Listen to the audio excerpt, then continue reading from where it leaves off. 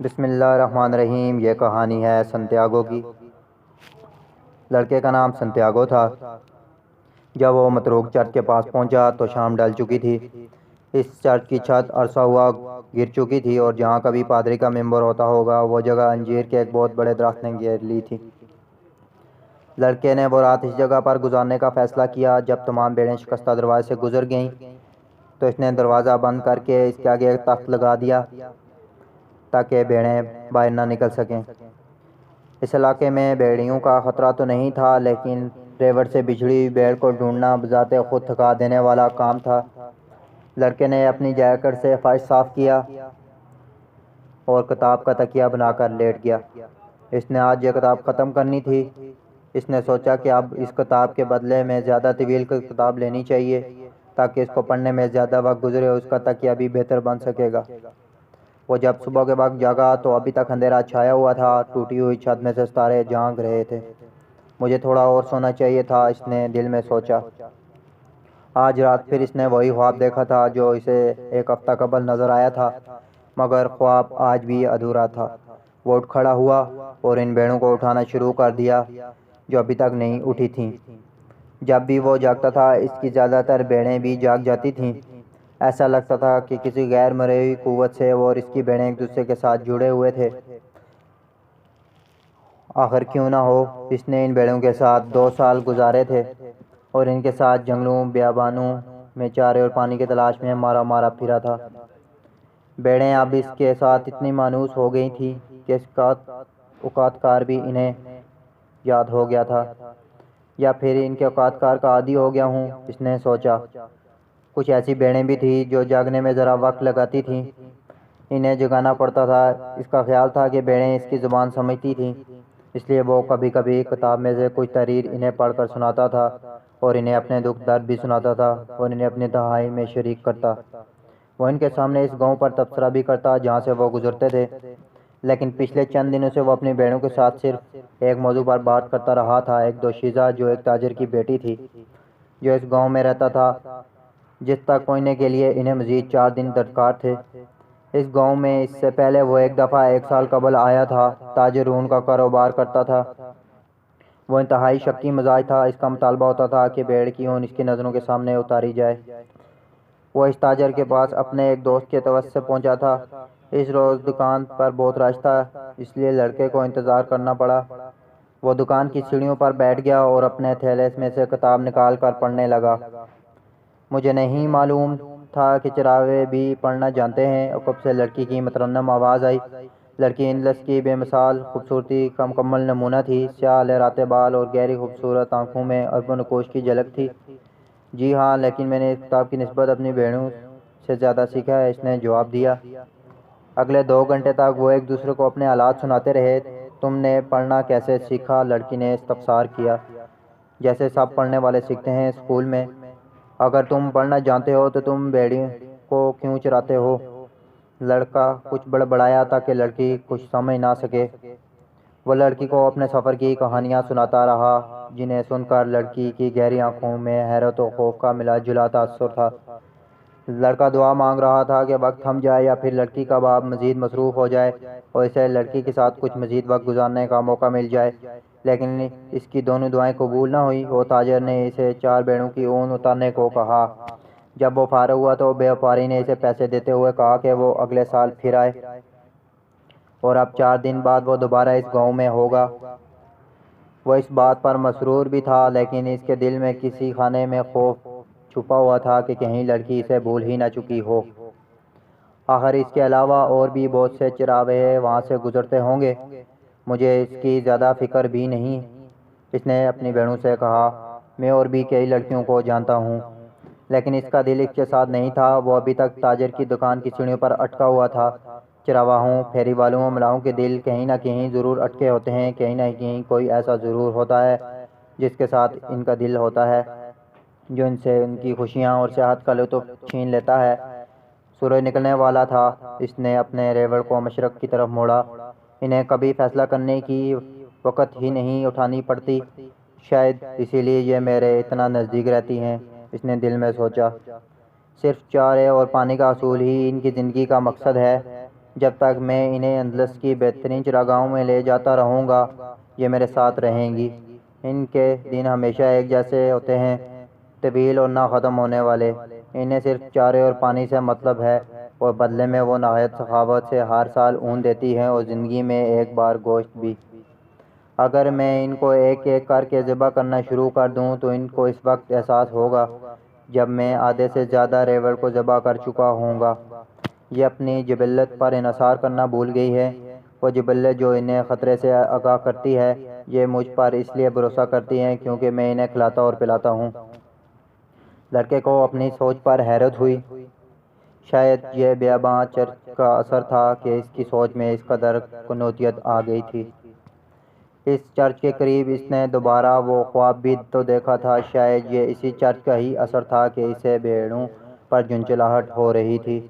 اس نے جھنجھلاہٹ دور کرنے کے لیے پانی پیا اور اپنی جیکٹ کو جسم کے گرد کس کر لپیٹ لیا، لیکن اسے یہ جیکٹ بھی بوجھ لگ رہی تھی۔ اس بوجھ کو اس وقت تک اٹھانا پڑے گا جب تک سورج اپنے عروج پر پہنچ جائے۔ پھر گرمی اتنی بڑھ جائے گی کہ مزید سفر جاری رکھنا ممکن نہیں ہوگا۔ یہ وہ وقت ہوتا ہے جب تمام اسپین کیلولا کرتا ہے۔ گرمی کی شدت شام ڈھلنے تک جاری رہتی تھی۔ ماں اسے اس جیکٹ کی افادیت کا خیال آیا۔ اس کی وجہ سے وہ صبح کی خنکی کا سامنا کر پاتا تھا۔ جیکٹ کا بھی ایک مقصد تھا، جیسا کہ اس کی زندگی کا مقصد تھا۔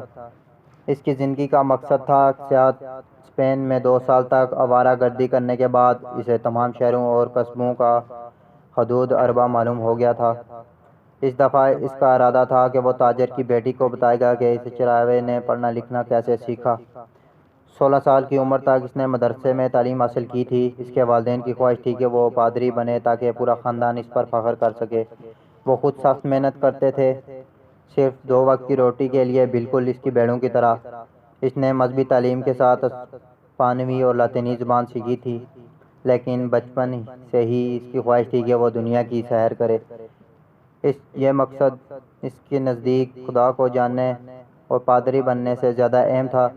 ایک دوپہر اس نے اپنی تمام تر جرات جمع کر کے اپنے باپ کو اپنی اس خواہش سے آگاہ کیا۔ ہمارے گاؤں میں پوری دنیا کے سیاح آتے ہیں۔ وہ کسی نئی چیز کی تلاش میں آتے ہیں اور جب واپس جاتے ہیں تو بالکل ویسے ہی ہوتے ہیں جیسے کہ وہاں آنے سے پہلے تھے۔ اس کے باپ نے اسے سمجھاتے ہوئے کہا، وہ اس پہاڑ پر چڑھنے کی مشقت صرف اس لیے جھیلتے ہیں۔ اس کے باپ نے پہاڑ کی طرف اشارہ کرتے ہوئے اپنی بات جاری رکھی، تاکہ وہ جھیل کا نظارہ کر سکیں، اور جب وہ یہاں سے جا رہے ہوتے ہیں تو ان کا خیال ہوتا ہے کہ ماضی حال سے کتنا بہتر تھا۔ ان کے چاہے سنہرے بال ہوں یا وہ گندمی رنگت کے ہوں، وہ ہمارے جیسے انسان ہی ہیں، اور جہاں وہ رہتے ہیں وہ جگہ بھی ہماری اسی زمین جیسی ہے۔ لیکن میں پھر بھی ان کے شہروں کو دیکھنا چاہتا ہوں جہاں وہ رہتے ہیں، لڑکے نے اصرار کیا۔ ان کی خواہش ہوتی ہے کہ کاش وہ ہمارے خوبصورت علاقے میں ہمیشہ رہ سکتے، باپ نے کہا، مگر میں ان کا علاقہ اور ان کی بدوباش دیکھنا چاہتا ہوں، لڑکے نے جواب دیا۔ مگر سیاحت کے لیے تو کافی پیسہ درکار ہوتا ہے، اور ہمارے پاس صرف 2 وقت کی روٹی ہے۔ ہمارے ہاں تو صرف چراغے نئی چراگاہوں کی تلاش میں سیاحت کر سکتے ہیں۔ باپ نے بیٹے کو سمجھانے کی آخری کوشش کی، تو پھر میں چراواہ بنوں گا تاکہ اپنے ریوڑ کو پورے اسپین میں لیے پھروں، لڑکے نے فیصلہ کن لہجے میں جواب دیا۔ باپ نے بھی مزید بحث کرنا فضول سمجھا۔ اگلے دن اس کے باپ نے اس کے سامنے سونے کے 3 سکے رکھے۔ یہ مجھے کئی سال قبل راستے سے ملے تھے۔ میں نے اس لیے سنبھال کر رکھے کہ ایک دن تمہارے کام آئیں گے۔ اب تم ان سے بھیڑیں خرید لو، اپنا شوق پورا کرو۔ مگر ایک دن تمہیں احساس ہوگا کہ تم جس علاقے کو چھوڑ کر جا رہے ہو وہ دنیا کا سب سے خوبصورت علاقہ ہے۔ جب اس کا باپ اسے اپنی دعاؤں سے رخصت کر رہا تھا تو اسے اپنے باپ کی آنکھوں میں بھی ایک دبی ہوئی خواہش نظر آئی، دنیا دیکھنے کی خواہش۔ اس نے اس خواہش کو دبانے میں عمر گزار دی تھی، مگر وہ خواہش اب بھی اس کی آنکھوں سے عیاں تھی۔ یہ خواہش 2 وقت کی روٹی کی تلاش کے لیے نیچے دبی ہوئی ضرور تھی، مگر ابھی تک زندہ تھی۔ فلک پر صبح کی سرخی کے پیچھے سے سورج آہستہ آہستہ نکل رہا تھا۔ لڑکا اپنے اور باپ کے درمیان ہونے والی بحث کو یاد کر رہا تھا۔ وہ اپنے فیصلے پر مطمئن تھا۔ اب تک وہ کئی خوبصورت مقامات سے گزرا تھا اور اس کی ملاقات کئی لوگوں سے ہوئی جن سے اس نے بہت کچھ سیکھا تھا۔ وہ بہت سی عورتوں سے بھی ملا، مگر ان میں سے کوئی بھی اس جیسی نہیں تھی جس سے اس نے چند دن بعد ملنا تھا۔ اس کے پاس بھیڑوں کا ریوڑ تھا، ایک کتاب تھی جس کے بدلے میں وہ ایک اور کتاب خرید سکتا تھا، اور ایک جیکٹ تھی جو اسے سردی کی شدت میں راحت بخش حرارت دیتی تھی۔ لیکن سب سے بڑھ کر یہ کہ وہ ہر روز اپنے خواب کی تعبیر میں گزارتا تھا، سیاحت کا خواب۔ یہ خواب اس کے لیے دنیا کی ہر چیز سے زیادہ قیمتی تھا۔ اگر اسپین کی سیاحت سے اس کا دل بھر گیا تو وہ اپنا غلہ بیچ کر سمندروں کے سفر پر نکل جائے گا۔ جب تک اس کا دل سمندر کی وسطوں سے بھرے گا تو اس وقت تک وہ کئی مزید شہر دیکھ چکا ہوگا، بے شمار لوگوں سے مل چکا ہوگا، اور اس کے پاس کئی حسین جادوؤں کا خزانہ ہوگا۔ اس کی کوشش ہوتی تھی کہ وہ اس راہ پر نہ چلے جہاں سے ایک بار گزر چکا ہو۔ اس متروک چرچ سے اس کا گزر اس قبل نہیں ہوا تھا۔ دنیا بہت وسیع تھی، ہر بار اس کا گزر کسی نئی جگہ سے ہوتا تھا جو اس سے قبل آنے والی جگہوں سے زیادہ خوبصورت ہوتی تھی۔ بھیڑوں کو آج تک اس بات کا اندازہ نہیں ہو سکا کہ وہ نئی جگہ سے گزر رہی ہیں یا وہی پرانا راستہ ہے۔ انہیں اس بات سے کوئی سروکار نہیں ہے کہ چراگاہ نہیں ہے یا بہار نے خزاں کی جگہ لے لی ہے۔ ان کی زندگی کا مقصد صرف اور صرف چارے اور پانی کا حصول ہے۔ شاید میں بھی ان بھیڑوں سے مختلف نہیں ہوں، لڑکے نے سوچا۔ جب سے میں تاجر کی بیٹی سے ملا ہوں مجھے بھی کسی اور لڑکی کا خیال اچھا نہیں لگا۔ سورج کو دیکھ کر اس نے اندازہ کیا کہ دوپہر تک وہ طرفہ پہنچ جائے گا۔ طرفہ میں وہ اپنی پرانی کتاب کے بدلے مزید نئی کتاب لے گا، بوتل تازہ پانی سے بھرے گا اور حجامت بھی بنوائے گا تاکہ تاجر کی بیٹی سے ملاقات کے لیے تیار ہو سکے۔